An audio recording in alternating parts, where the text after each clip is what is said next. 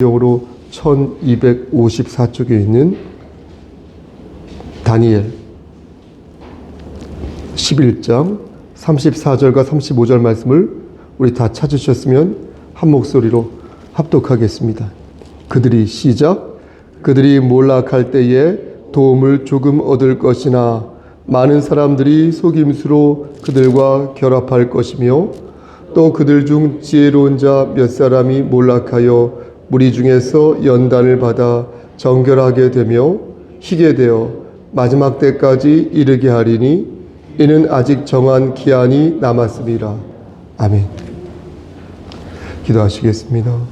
하나님, 이 시간 말씀을 전할 때에 비록 짧은 시간 짧게 말씀을 전하는 것이지만 알청 같은 말씀이 되게 역사하여 주시옵소서. 예수님 이름으로 기도드렸습니다. 아멘. 저는 지난 수요 강설 때 다니엘 10장을 본문으로 말씀을 전하면서 정작 천사가 소개한 전쟁에 관한 말씀이 있죠. 이 말씀에 대해서는 여러분들에게 구체적으로 말씀을 드리지 않았습니다. 왜냐하면 다니엘 10장에 그 말씀이 구체적으로 또한 나와 있지 않기 때문에 그런 것도 있습니다. 제가 그때 전한 말씀은 8장과 9장에서는 다니엘 8장 9장 있죠? 그 말씀에서는 가브리엘 천사가 주로 메시지를 전하였는데 10장에서는 누구지요? 미가엘 천사가 다니엘에게 자신이 본 환상을 이렇게 전하면서 네가 하나님을 끝까지 붙잡고 있으면 기억나십니까? 너는 종국적으로 이기는 자가 될 수 있을 것이다. 이런 말씀을 여러분들에게 전하였습니다. 그러면서 어떤 것을 전했냐면 우리에게는 하나님의 말씀이라는 특별 계시가 있으니 개인의 주관적인 체험 있죠? 우리 체험하지 않습니까? 그게 나쁘다는 게 아니에요. 오해하지 마시고 개인의 그 주관적인 체험에 지나치게 경도되어 하나님을 근심되게 하는 삶을 살아서는 아니 된다고 여러분들에게 말씀을 전하였습니다. 우리의 기도 있지 않습니까?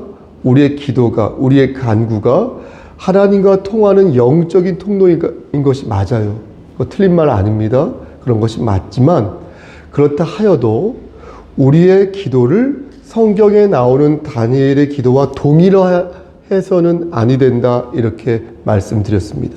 그래서 기도하는 사람들은 하나님의 말씀과 교회의 가르침에 따라 신중하게 자신의 체험을 생각할 수 있어야 한다. 고백할 수 있어야 한다. 간증할 수 있어야 한다. 이렇게 말씀드렸습니다.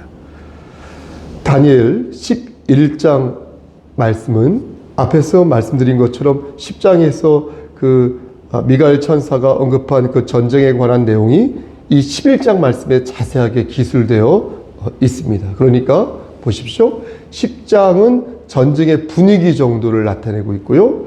11장 말씀은 그 전쟁이 어떻게 물고 물리는지, 그 전쟁이 어떻게 물고 물리는지를 구체적으로 또 아주 역동적으로 이 말씀을 기록하고 있는 것입니다.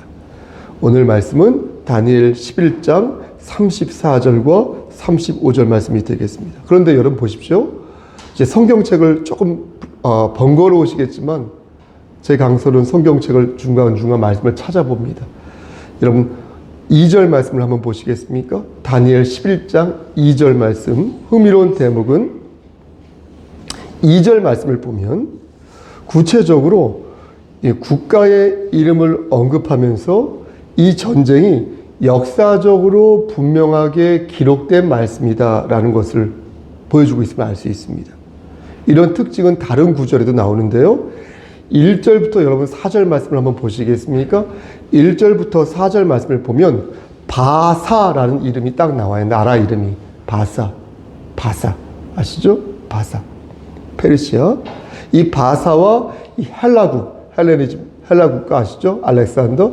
이 바사와 헬라국을 콕 집어 언급하고 있습니다. 다시 한번 말씀드립니다. 다니엘서 11장 오늘 본문 34절에서 35절입니다. 바사와 헬라국을 콕 집어 언급하고 있습니다.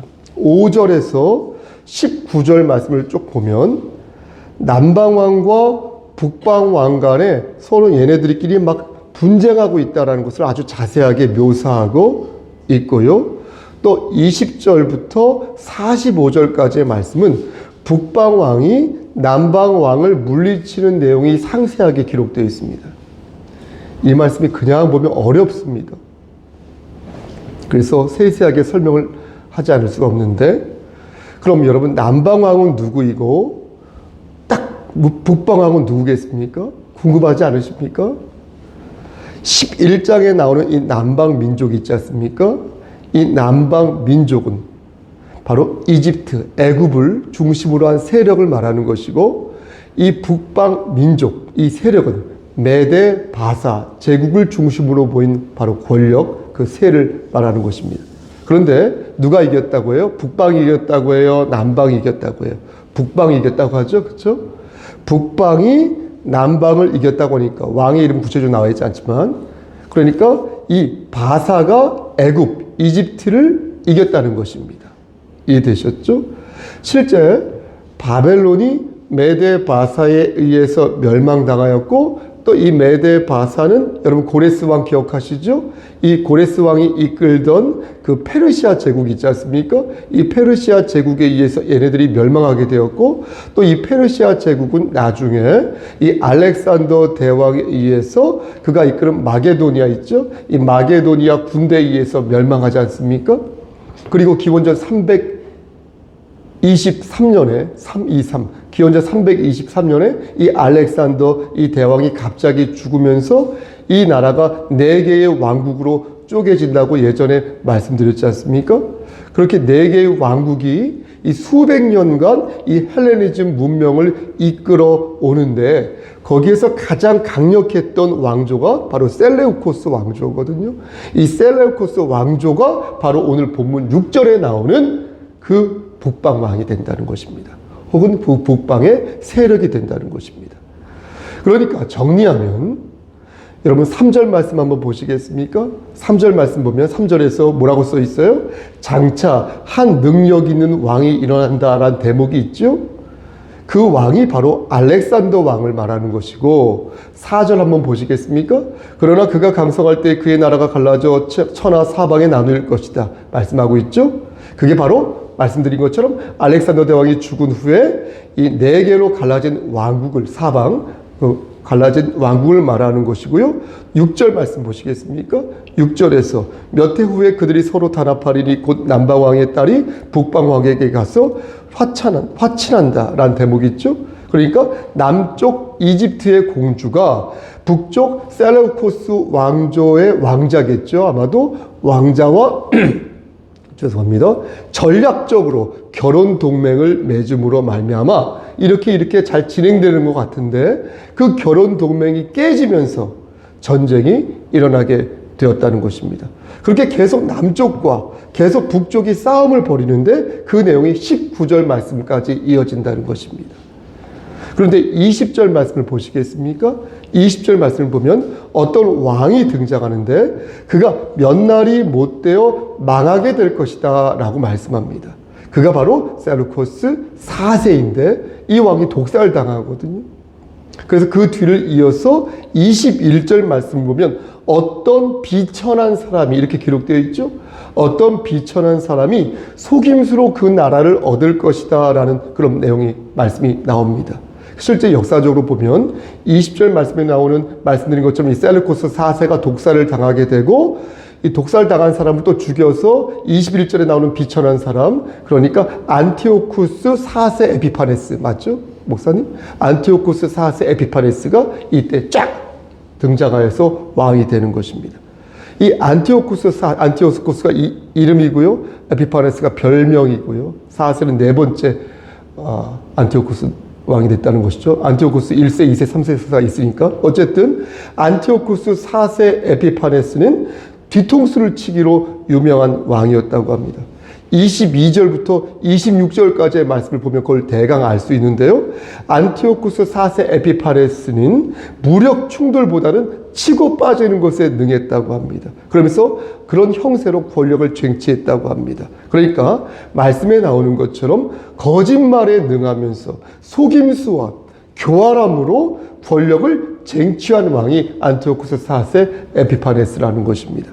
그런데 문제는 이러한 왕 아래에서 신앙인들이 변절하기 시작하면서 이 신앙의 정결성을 지키는 사람과 신앙의 정결성을 포기하는 사람들이 양분되었다는 것입니다.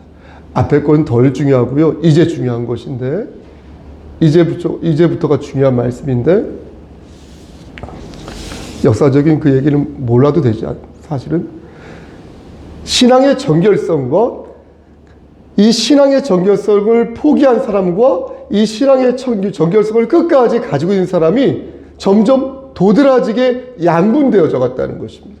그러니까 탄압이 있기 전에는 알곡과 쭉정이, 이 알곡과 쭉정이가 구분이 되지 않고 한데 이렇게 섞여 있었는데 탄압과 고난과 역경이 거세지면서 이 알곡과 쭉정이가 면밀하게 드러났다는 것입니다.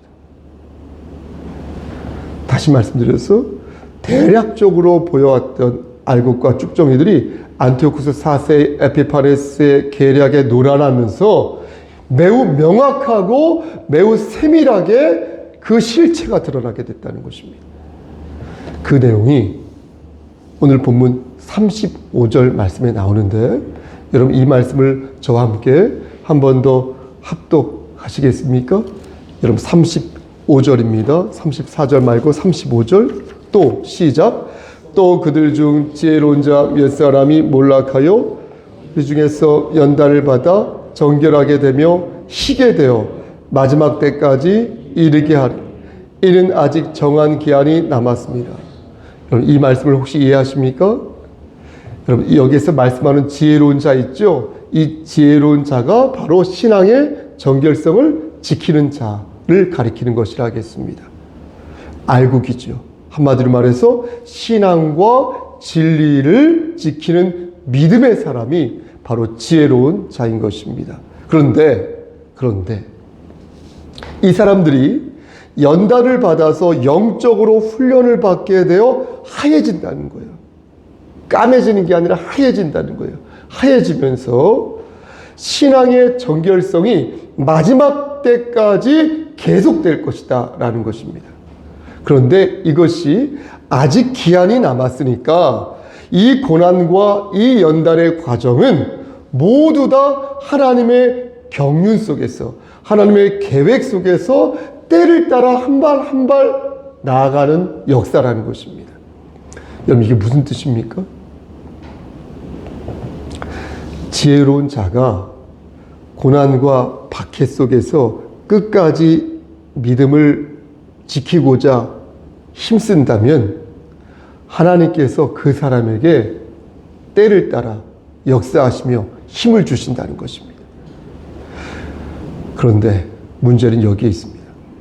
만약 저와 여러분들이 지혜로운 자가 아니라 어리석은 자라면 우리 앞에 당면한 고난을 우리는 어떻게 그럼 이해해야 할까요? 여러분 고난에 직면해 있지 않습니까? 각자 여러분들 고난의 직면에 있지 않습니까? 오늘 본문에 입각하여 말씀드리면 지혜로운 사람은 신앙적으로 정결한 사람이어서 고난에 직면할 때 그 고난이 오히려 연단이 되어 이득이 되는데 만약 신앙적으로 정결하지 못한 사람이 고난을 겪게 된다면 그의 본색이 드러나고 말아서 확실하게 변절되고 만다는 것인데 그렇다면 우리는 어떻게 하냐는 것입니다. 결국 관건은 무엇입니까? 결국 관건은 신앙의 정결성이 우리에게 있느냐 없느냐 이게 관건이라는 거예요. 신앙의 정결성이 없으면 여러분 잘 들으셔야 됩니다. 신앙의 정결성이 없으면 우리는 고난 앞에서 변절하고 말 것이지만 신앙의 정결성이 있으면 우리는 고난을 통하여서 더욱더 하얘지고 단단해질 수 있다는 것입니다. 그런데 이것을 인본주의 관점에서 바라보면 하나만한 얘기 아닙니까?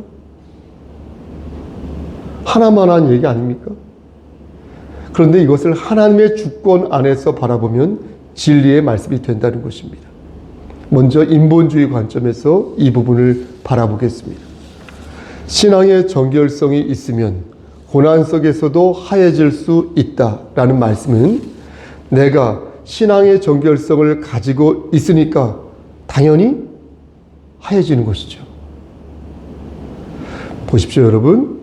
내가 똑똑하면 그 시험에 합격할 수 있다라고 말을 한다면 당연히 내가 똑똑하니까 그 시험에 합격하는 것이죠. 어려운 것이 아닌 것이죠. 내가 건강하면 건강하게 살 수 있다는 말도 그 말 아닙니까?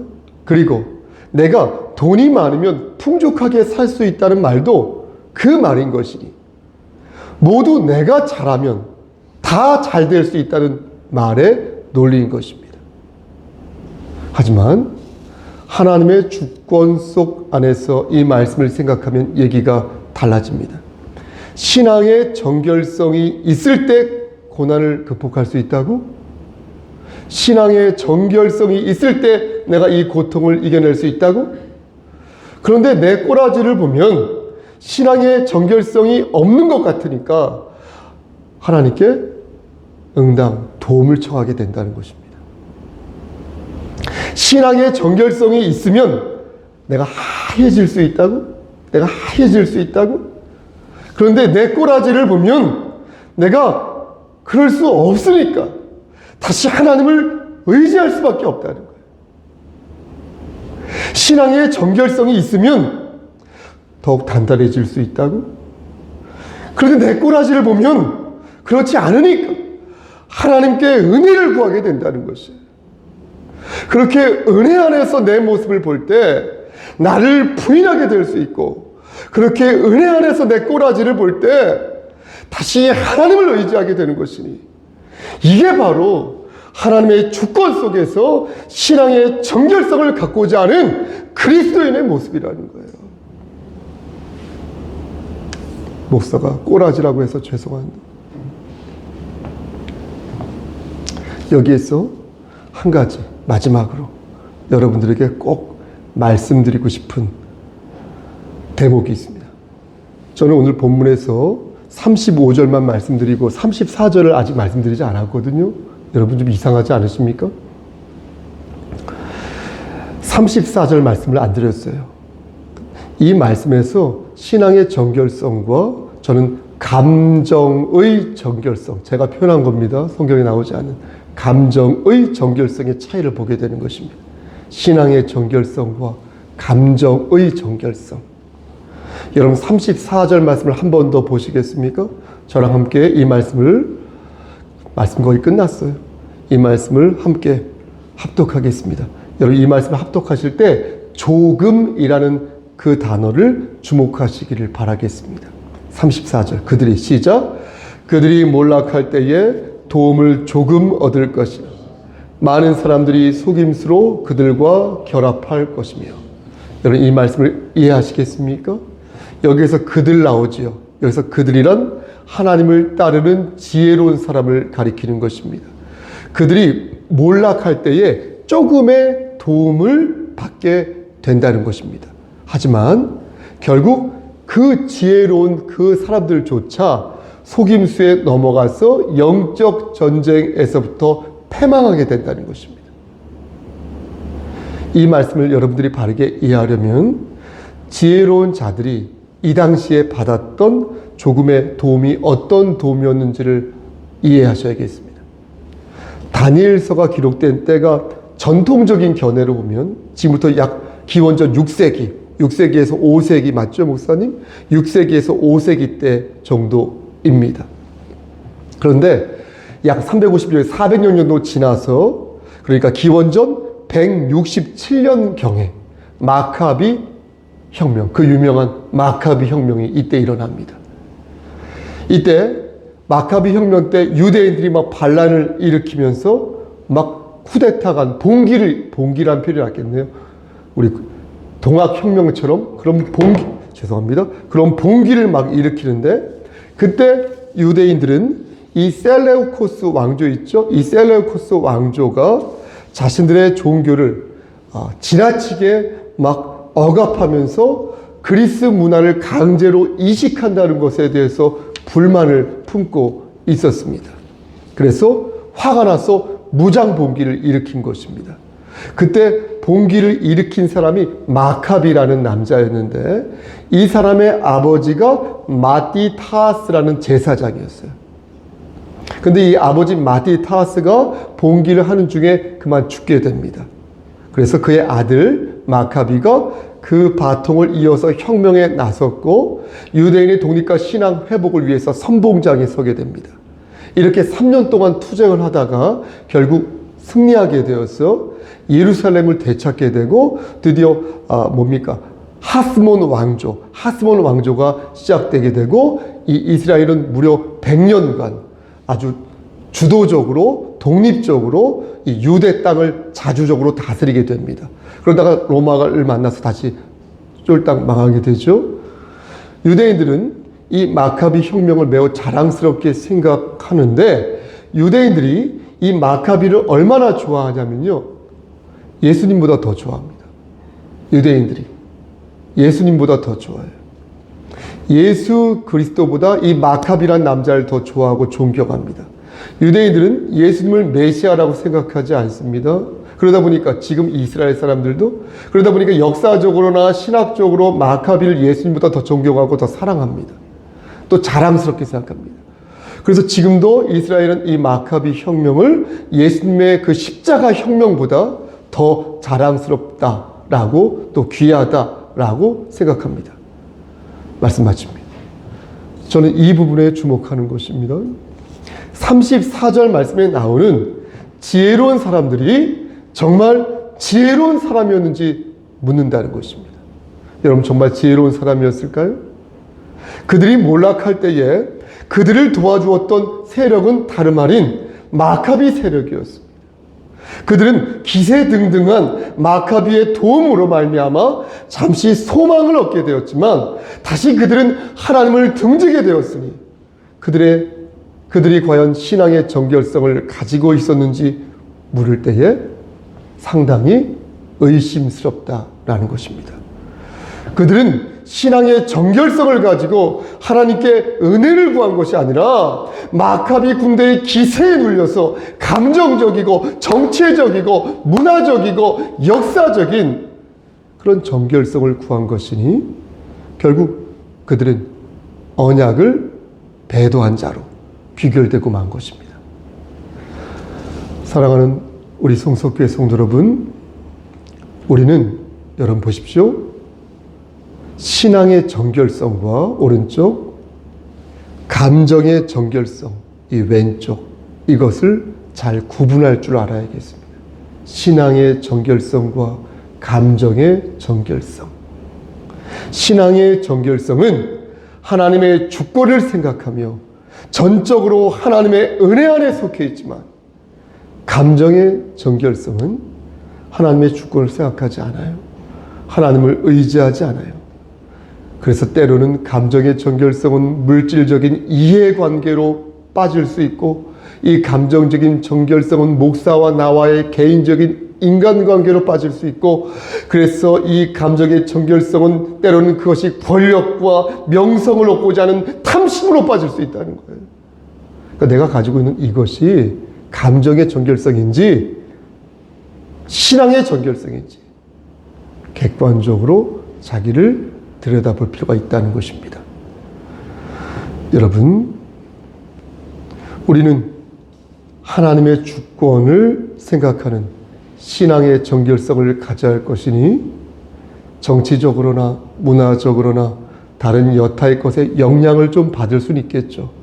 하지만 그것에 휘둘러지지 마시고 오직 첫째도 끝째도 오직 하나님의 은혜만을 생각하여 진정으로 이기는 자가 되시기를 주님의 이름 받들어 간절히 축원합니다.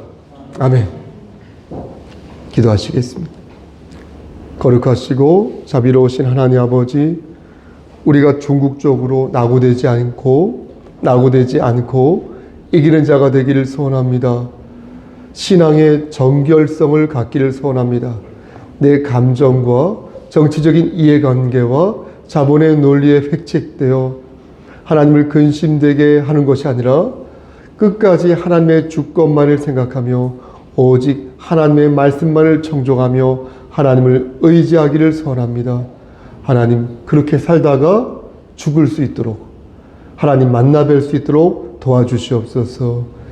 이제는 우리를 죄에서 구속해 주신 우리 구주 예수 그리스도의 은혜와 아버지 하나님의 만극하신 그 사랑하심과 성령 하나님의 교통하시고 인도하시는 모든 역사하심이 하나님 말씀 안에서 전적으로 하나님 말씀만 붙잡고 하나님만 의지하여 나가기를 소원하는 여기 모인 성도와 그들의 가정과 이 재단과 이 나라 위에 하나님의 사랑하심이 세세토록 함께 계실지어다. 아멘.